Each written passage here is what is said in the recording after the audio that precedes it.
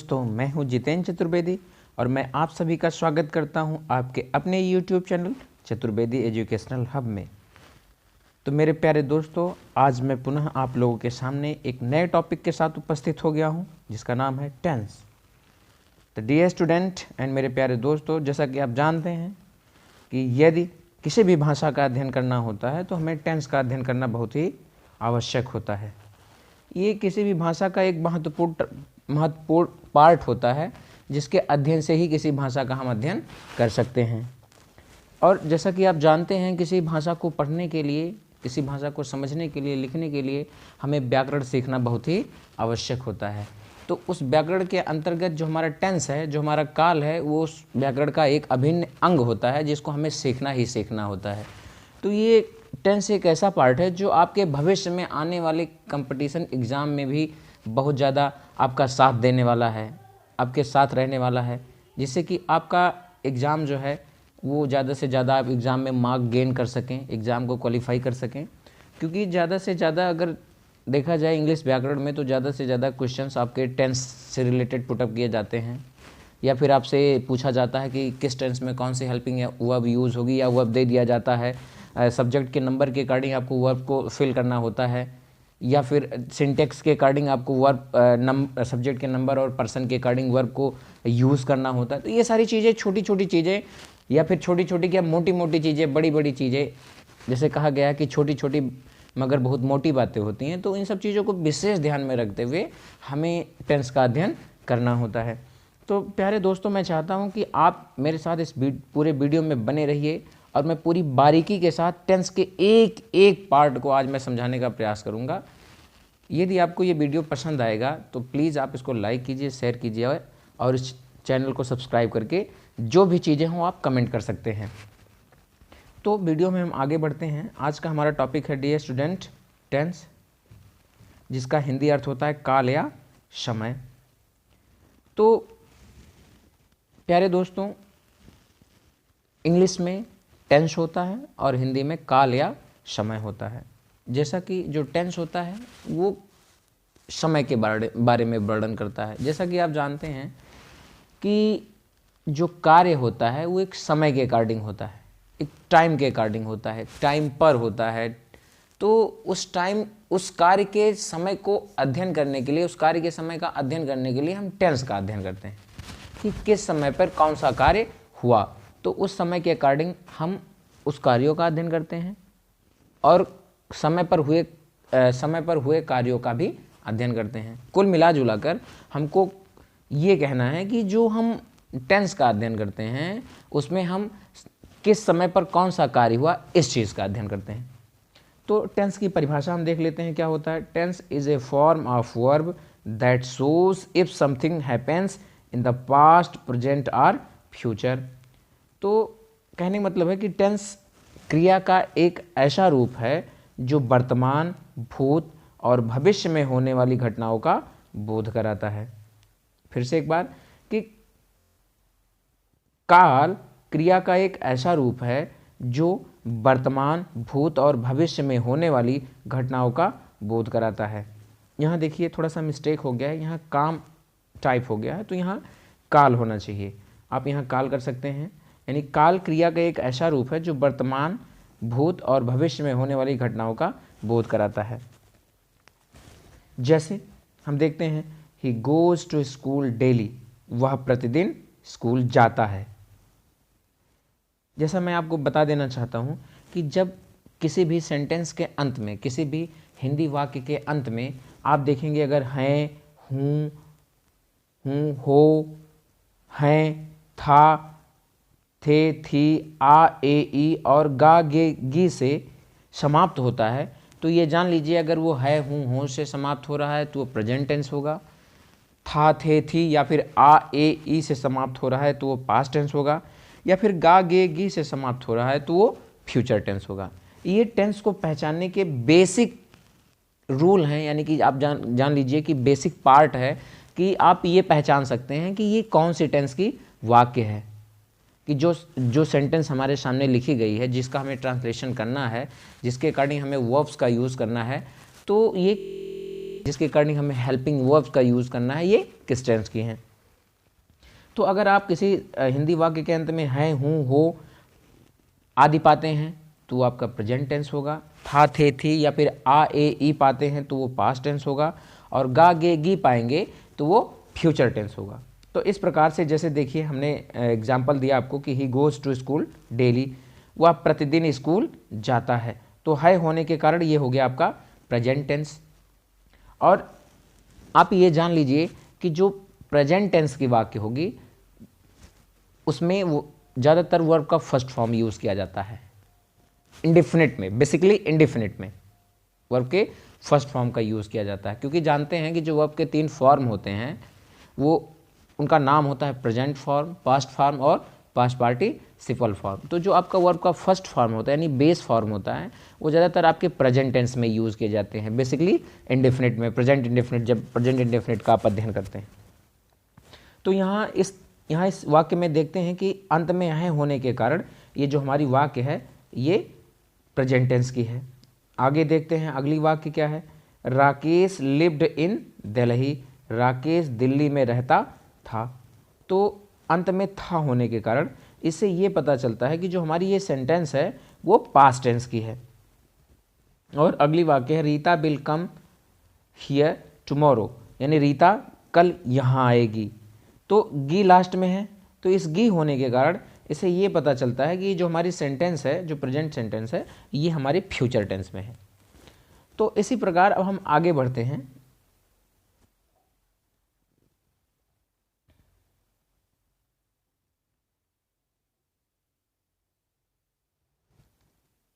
अब देखिए, according to the time of work each tense is divided into 4 parts. अगर ये देखा जाए कि कौन सा वर्क किस टाइम पे हुआ तो इसके अकॉर्डिंग जो आपके वर्क होंगे वो 4 वो जो आपका टेंस होगा वो 4 पार्ट में डिवाइड होगा। फिर से एक बार कि जब आप इस पे ध्यान देंगे या फिर जब हम टेंस का अध्ययन करने लगेंगे तो जो वर्क होता है उसके टाइम के अकॉर्डिंग कि जो वो कार्य हुआ वो किस समय पे हुआ उसके अकॉर्डिंग जो आपका टेंस होता है उसके हर एक पार्ट में 4 पार्ट होते हैं, अर्थात हर एक पार्ट 4 पार्ट में डिवाइड होता है। यानी कि कार्य के होने के अनुसार प्रत्येक काल को 4 भागों में विभक्त किया गया है। तो ये 4 पार्ट कौन कौन से हैं, जैसे इंडेफिनिट, कंटिन्यूअस, परफेक्ट और परफेक्ट कंटिन्यूअस। यही चारों आपके तीनों टेंस में आएंगे, चाहे वो प्रेजेंट हो, चाहे पास्ट हो, चाहे फ्यूचर हो। प्रेजेंट में present indefinite tense, present continuous tense, present perfect tense और प्रेजेंट परफेक्ट कॉन्टिन्यूअस टेंस। ऐसे भी पास्ट में होंगे past indefinite tense, past continuous tense, past perfect tense और पास्ट परफेक्ट कॉन्टिन्यूअस टेंस। ऐसे फ्यूचर में भी होंगे future indefinite tense, future continuous tense, future perfect tense और फ्यूचर परफेक्ट कॉन्टिन्यूअस टेंस। तो ऐसे ही ये चारों जो मैंने बताया इंडेफिनिट, कॉन्टिन्यूअस, परफेक्ट और परफेक्ट कॉन्टिन्यूअस, ये चारों पार्ट जो हैं ये तीनों टेंस में पाए जाएंगे, चाहे वह प्रेजेंट हो, चाहे पास्ट हो या फिर फ्यूचर हो। अगला देखते हैं क्या है। अब हम प्रेजेंट इंडेफिनिट टेंस का अध्ययन करेंगे शुरू से, क्योंकि मैं चाहता हूं कि आप टेंस के बारे में कोई भी पॉइंट मिस ना करें। एक एक पॉइंट को एग्जाम्पल के थ्रू आप समझने का प्रयास कीजिए और वीडियो में अंत तक हमारे साथ बने रहिए। कोई भी टॉपिक आपका छूटने नहीं पाएगा, ज़्यादा से ज़्यादा चीज़ें आपको बताने का प्रयास किया जाएगा, तो इसलिए आप मेरे साथ बने रहिए। देखिए, हम प्रेजेंट इंडेफिनिट टेंस का पहले अध्ययन करते हैं, जिसको हम हिंदी में कहते हैं अनिश्चित वर्तमान काल। इसे अनिश्चित इसलिए कहा जाता है क्योंकि इसमें जो वर्क होता है उसकी वो अनसर्टेन होता है, उसमें सर्टेनिटी नहीं होती कि कब होगा, होता है, जो वर्क है वो होता है, लेकिन ये क्लियर नहीं होता है कि कब होता है, ये सर्टेनिटी नहीं होती है। दूसरी बात, जब आपको प्रेजेंट में हैबिचुअल एक्शन को रिप्रेजेंट करना होता है कि आदत सूचक क्रियाओं को रिप्रेजेंट दिखाना होता है, तो आप प्रेजेंट इंडेफिनिट टेंस का यूज़ करेंगे। अर्थात कि जो अनिश्चित वर्तमान काल है वो वर्तमान में होने वाली आदत सूचक क्रियाओं का भी वर्णन करता है। तो इसका पहचान है कि जिस हिंदी वाक्य के क्रिया के अंत में ता है, ती है, ते है, ता हूँ, ती हूँ या फिर सकता है, सकती है, सकते हैं, रहता है, तो उसे प्रेजेंट इंडेफिनिट टेंस कहा जाता है। कभी कभी ज़्यादातर आप ये देखते हैं कि ता है, ती है, ते है, ता हूँ, ती हूँ यहीं तक रह करके और आगे नहीं लिखा रहता है। तो आप ये भी जान लीजिए कि अगर सकता है, सकते हैं, सकती आता है, तो आप जान लीजिए कि वो भी प्रेजेंट टेंस का ही है।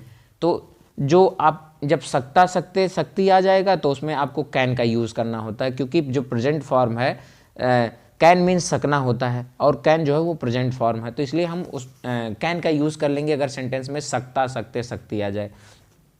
तो जैसे मैं एक गाय खरीदता हूँ, देखिए खरीदना आपका वर्ब है, उसमें ता लग गया, इसलिए हो गया खरीदता है। विकास एक कहानी लिखता है, अब देखिए इसमें वर्ब है लिखना, लिख सकता है। विकास एक कहानी लिख सकता है, तो लिख आपका क्रिया है और उसमें लिख सकना आपका क्रिया है, उसमें ता जुड़ गया तो लिख सकता है हो गया। ऋचा अपने माँ के पास एक पत्र लिखती है, तो देखिए वर्ब है आपका लिखना और उसमें ती जुड़ गया तो लिखती है हो गया। तो इस प्रकार से ये जब लास्ट वाक्य के अंत में यानी क्रिया के साथ ता है, ती है, ते हैं आदि जुड़ा रहेगा तो वो हम आपका प्रेजेंट इंडेफिनिट टेंस का होगा। जैसे अब इसके लिए रूल क्या होगा, सब्जेक्ट प्लस वर्ब का फर्स्ट फॉर्म और fifth form plus object plus other word.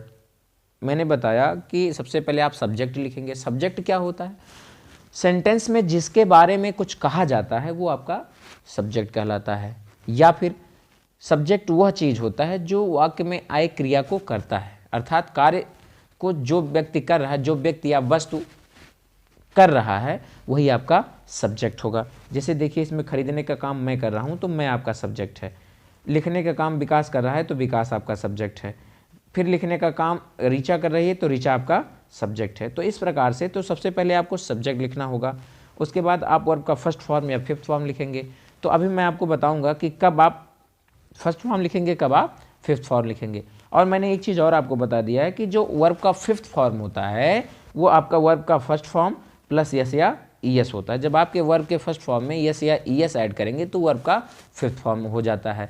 तो आपको वैसे बताया भी गया होगा कि आप कब एस ऐड करेंगे, कब ईएस ऐड करेंगे। जब किसी वर्ब का अंतिम अक्षर या अंतिम letter S, double S, S H, C H, O या एक्स रहेगा तो उसमें आप ई एस जोड़ेंगे। तो बाकी अन्य सभी क्रियाओं में आप एस ऐड करेंगे। आगे देखते हैं क्या है। अब जैसे देखिए मैंने आपको बताया कि कब आप वर्ब का फिफ्थ फॉर्म यूज करेंगे, कब आपका वर्ब का फर्स्ट फॉर्म यूज होना। जब आपका सब्जेक्ट मान लीजिए अगर सिंगुलर है तो उसमें आप वर्ब के फिफ्थ फॉर्म का यानी कि यस या ईएस वाले फॉर्म का यूज़ करेंगे, उसके बाद ऑब्जेक्ट लिखेंगे, उसके बाद अदर वर्ड लिखेंगे। और यदि जब आपका सब्जेक्ट प्लूरल होगा तो उसमें आपको वर्ब के बेस फॉर्म को लिखना है, यानी वर्ब के फर्स्ट फॉर्म को लिखना है, उसके बाद तब ऑब्जेक्ट को लिखेंगे, उसके बाद तब फिर अदर वर्ड को लिखेंगे। अब हम कुछ सेंटेंसेस को देखते हैं कि कैसे ट्रांसलेट होता है हिंदी से अंग्रेजी में। जैसे मैंने कहा, अभी मैंने इसके पहले आपको एक एग्जाम्पल बताया कि मैं एक गाय खरीदता हूँ तो I buy a cow. I actually क्या है कि आई के साथ वर्ब के फर्स्ट फॉर्म का यूज इसलिए किया गया क्योंकि जो आई होता है वो प्रेजेंट में हमेशा प्लूरल वर्ब अपने साथ लेता है, तो इसलिए मैंने आई के साथ बाई लिखा, उसके बाद एक काऊ, अर्थात मैं एक गाय खरीदता हूँ। अगली सेंटेंस थी विकास एक कहानी लिख सकता है, तो विकास कैन राइट अ स्टोरी। तो मैंने बताया कि अगर सकता है, सकते हैं, सकती है लास्ट में आता है वाक्य के अंत में, तो आपको कैन यूज़ करना होता है एज अ हेल्पिंग वर्ब। तो मैंने क्या यूज़ किया, विकास कैन राइट अ स्टोरी, यानी कि विकास एक कहानी लिख सकता है। अगला हमारा सेंटेंस है ऋचा अपने माँ के पास एक पत्र लिखती है, तो Richa writes a letter to her mother. तो इस प्रकार से आप जान लीजिए कि ऋचा देखिए सिंगुलर नंबर है तो हमने राइट में यस या ई एस ऐड कर दिया, क्योंकि जब आपका सब्जेक्ट सिंगुलर होता है तो आपको वर्ब का फिफ्थ फॉर्म यानी यस या ई एस फॉर्म वाला यस या ई एस वाला फॉर्म ऐड करना होता है। और यदि प्लूरल होता है तो आपको वर्ब का फर्स्ट फॉर्म ही लिखना होता है सब्जेक्ट के साथ। तो इस प्रकार से मैंने आपको बता दिया कि अफर्मेटिव सेंटेंसेस में आपको सिंगुलर सब्जेक्ट के साथ वर्ब का फिफ्थ फॉर्म यूज़ करना है और प्लूरल सब्जेक्ट के साथ वर्ब का फर्स्ट फॉर्म यूज़ करना है। एक चीज़ क्या होता है कि मैं आपको बता देना चाहता हूँ कि जब आप वर्ब में यस या ई एस जोड़ेंगे तो आपका वो सिंगुलर बनता है, और जब आप नाउन में यस या ई एस जोड़ते हैं तो वो प्लूरल बनता है। तो आपको मान लीजिए जब सब्जेक्ट आपका सिंगुलर रहेगा तो आपको वर्ब भी सिंगुलर रहनी चाहिए, आपका वर्ब भी। तो क्योंकि आप लोग जानते हैं कि जो सब्जेक्ट वर्ब एग्रीमेंट होता है उसमें सिंगुलर सब्जेक्ट के साथ सिंगुलर वर्ब और प्लूरल सब्जेक्ट के साथ प्लूरल वर्ब यूज़ किया जाता है। तो इस प्रकार से अगर आपका सब्जेक्ट सिंगुलर होता है तो आपको सिंगुलर वर्ब ही लिखना होता है। आगे देखते हैं क्या है। अब अगला आपका आता है निगेटिव सेंटेंस यानी नकारात्मक वाक्य। जब हिंदी वाक्य में क्रिया के पहले नहीं शब्द रहता है तो वो जान लीजिए आपका निगेटिव सेंटेंस है। तो उसके लिए रूल हमारा बनता है सब्जेक्ट प्लस डू या डज या फिर कैन, उसके बाद फिर नॉट, फिर वर्ब का फर्स्ट फॉर्म, उसके बाद ऑब्जेक्ट प्लस अदर वर्ड। जैसे मैं तुम्हारी सहायता नहीं कर सकता हूँ तो I can not help you. तो जब आपको निगेटिव में ट्रांसलेट करना रहेगा सब्जेक्ट हेल्पिंग वर्ब डू या डज या फिर can plus not plus verb का first form plus object plus other word लिखना होता है। अगली वाक्य हमारा विजय इस प्रश्न का समाधान नहीं कर सकता है, Vijay can not solve this question. तो विजय जो है वो इस प्रश्न का समाधान नहीं कर सकता है। अगली वाक्य है, देखिए यहाँ नहीं है, नहीं होने के कारण हमने हेल्पिंग वर्ब के बाद नॉट लगाया है। जहाँ जहाँ नहीं है हेल्पिंग वर्ब के बाद नॉट लग जाएगा। वह लड़के अपनी माता पिता की आज्ञा का पालन, तो अब देखिए नहीं होने के कारण ये निगेटिव सेंटेंस हो गया। तो आपको सब्जेक्ट के बाद डू नॉट या डज नॉट का यूज़ करना है। अगर सब्जेक्ट सिंगुलर है तो आप डज नॉट का यूज़ करेंगे, अगर प्लूरल है तो डू नॉट का यूज़ करेंगे। तो those boys do not obey their parents, तो वे लड़के अपने माता पिता की आज्ञा का पालन नहीं करते हैं। अगला है राकेश बाजार नहीं जाना चाहता है। तो ता है, आप जान ही रहे हैं कि अभी हम आपको पढ़ा रहे हैं प्रेजेंट इंडेफिनिट टेंस, तो उसका जो पहचान होता है अंत में ता है, ती है, ते हैं आदि आता है। तो Rakesh does not want to go to market, यानी कि राकेश बाजार नहीं जाना चाहता है। अब आगे देखते हैं कौन सी सेंटेंस होती है। हम चाहते हैं कि आप वीडियो में एक एक शब्द को बहुत कंसंट्रेट होकर के सुनिए। आप इतना मैं गारंटी के साथ कहता हूं कि अगर आप यदि पूरी वीडियो एक बार देख लेंगे तो कभी आप इस टेंस को भूलेंगे नहीं, और हमेशा जब भी आपको ज़रूरत पड़ेगी आपके दिमाग में ये पिंच करता रहेगा, आपको तुरंत लर्न हो जाएगा। तो अगली सेंटेंस हमारी होती है इंटेरोगेटिव सेंटेंस यानी कि प्रश्नवाचक वाक्य। प्रश्नवाचक वाक्य वो होती है जिसमें प्रश्न पूछे जाते हैं। बहुत आसान सा इसका परिभाषा है कि प्रश्नवाचक वाक्य वो होती है जिसमें प्रश्न पूछे जाते हैं। तो ये आपकी दो टाइप की होती है, कि यस नो टाइप होती है और एक WS टाइप होती है। तो पहले हम यस नो टाइप आपको बताते हैं कि जब हिंदी वाक्य में कर्ता के पहले क्या शब्द रहता है तो वो आपका yes no type yes no type interrogative sentence होती है, क्योंकि आपको जवाब जो देना होता है वो हाँ या नहीं में देना होता है, इसलिए आप यस नो टाइप उसे कह सकते हैं। जैसे क्या मैं तुम्हें जानता हूँ, तो यदि मैं जानता हूँ तो हाँ, अगर नहीं जानता हूँ तो नहीं, इसलिए आपका ये यस नो टाइप हो गया। क्या तुम मुझसे मिल सकते हो, अगर हाँ मिल सकते हो तो हाँ, अदरवाइज नहीं। अब देखिए क्या शब्द पहले आ गया सब्जेक्ट के, इसलिए WS type yes no type interrogative sentence हो गया। क्या अध्यापक प्रतिदिन कक्षा में पढ़ाता है, तो देखिए क्या जो है वो पहले आ गया, इसलिए yes no type interrogative sentence हो गया। तो इसके लिए जो हमारा रूल बनता है वो ये है कि डू, डज या कैन को आप सब्जेक्ट के पहले ले आएंगे, उसके बाद वर्ब के फर्स्ट फॉर्म को लिखेंगे, उसके बाद ऑब्जेक्ट, उसके बाद अदर वर्ड लिख करके लास्ट में क्वेश्चन मार्क जरूर लगाएंगे आप। अगर क्वेश्चन मार्क नहीं लगाते हैं तो आपका सेंटेंस इनकरेक्ट हो जाएगा।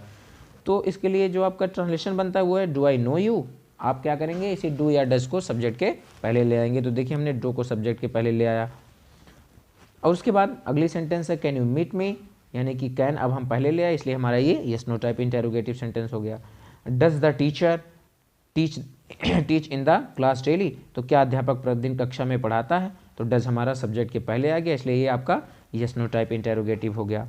अब आगे हम देखते हैं क्या है। अब आपका आता है WS टाइप इंटेरोगेटिव। तो इसके लिए नियम क्या होता है कि जब हिंदी वाक्य में क्रिया के पहले प्रश्नवाचक शब्द क्यों, कौन, किसे, कितना, किसको, कहाँ, कौन सा, कब तक, कितना दूर, किस प्रकार का आदि प्रश्नवाचक शब्द यदि क्रिया के पहले प्रयोग किए गए होते हैं तो उसे आप WS टाइप इंटेरोगेटिव सेंटेंस कहते हैं। जैसे कि विद्यार्थियों को अंग्रेजी कौन पढ़ाता है, तो देखिए यहाँ पढ़ाना आपका वर्ब है, उसके पहले आप कौन आ गया, तो ये आपका क्या हो गया, WS टाइप इंटेरोगेटिव सेंटेंस हो गया। तो WS टाइप इंटेरोगेटिव सेंटेंस में भी आपको दो रूल फॉलो करने होते हैं। जब आपको सब्जेक्ट फाइंड करना होता है तो उसके लिए अलग रूल होता है, और अगर आपको ऑब्जेक्ट फाइंड करना होता है तो उसके लिए अलग रूल होता है। तो जैसे कि ये जो सब्जेक्ट ऑब्जेक्ट फाइंड करने का जो बात है, ये बेसिकली आपको इंडेफिनिट में ही लर्न करना होता है। बाकी और सभी टेंस के पार्ट में ज़्यादातर वो सेम ही होते हैं, चाहे वो ऑब्जेक्ट को फाइंड करना हो चाहे सब्जेक्ट को फाइंड करना हो। तो इसलिए मैंने आपको अलग अलग करके बता दिया कि टू फाइंड ए सब्जेक्ट, तो इसके लिए रूल होता है WH वर्ड, वर्ब, उसके बाद ऑब्जेक्ट, उसके बाद अदर वर्ड। तो क्योंकि देखिए विद्यार्थियों को अंग्रेजी कौन पढ़ाता है, तो जो पढ़ाता है वो तो दिया नहीं गया है, इसलिए पढ़ाने वाले को ही हमें खोजना है। तो वो कौन से हमें मिलेगा, अब कौन से प्रश्न करेंगे, तो जो आएगा, जो आंसर जो पढ़ाता होगा, जो आंसर में हमें मिलेगा वो लिखना होता है। जब मान लीजिए आप आंसर लिख रहे होते हैं, तो अब हमें देखिए यही कौन के बारे में पूछना, तो सबसे पहले हम हु लिखेंगे। तो हु टीचेस, सॉरी यहाँ थोड़ा सा मिसप्रिंट हो गया क्योंकि काफ़ी ज़्यादा वर्क करना पड़ता है इतना प्रिंट करने के लिए, यहाँ आप एस बढ़ा लेंगे, who teaches English to the students. तो इसका ये हो गया मतलब कि विद्यार्थियों को अंग्रेजी कौन पढ़ाता है। इस कमरे में कौन रहता है, देखिए कौन आपका प्रश्नवाचक शब्द है, तो who lives in this room, यानी कि इस कमरे में कौन रहता है। आपको कौन नहीं जानता, तो who does not know you, आपको कौन नहीं जानता। तो अब चूंकि ये नहीं होने के कारण इसमें आपको डज का यूज़ करना होता है। मैंने आपको नोट में मेंशन करके बता दिया, परंतु यदि वाक्य निगेटिव होती है तो WH वर्ड हु के बाद डज नॉट का प्रयोग किया जाता है। ये इंपॉर्टेंट है। देखिए इसमें एक सेंटेंस आ गया था, मैंने लिख दिया था आपकी जानकारी के लिए, इसमें टाइप कर दिया था कि मान लीजिए उसमें कौन भी शब्द रहे प्रश्नवाचक शब्द के रूप में, उसके बाद नहीं भी रहे, तो थोड़ी सी आपको समस्या ना हो, आप ये चीज़ें बहुत ही आसानी से समझ जाएं। तो मान लीजिए यदि वाक्य में प्रश्नवाचक शब्द कौन है, उसके बाद नहीं है, तो आप जान जाइए कि आपको डज नॉट का यूज़ करना है, या फिर अकॉर्डिंग टू टेंस अगर वो प्रेजेंट इंडेफिनिट टेंस में तो आपको डज नॉट का यूज़ करना है। अब आगे आप देखते हैं क्या है। अब टू फाइंड ऑब्जेक्ट, इसके लिए रूल हमारा होता है WH वर्ड डू डज या फिर can plus subject plus verb का first form plus other word.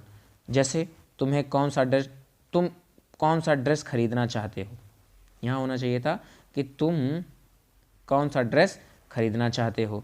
तो which dress do you want two by, यानी कि आप कौन सा ड्रेस खरीदना चाहते हैं। देखिए कौन सा जो है वो आपका WH वर्ड है।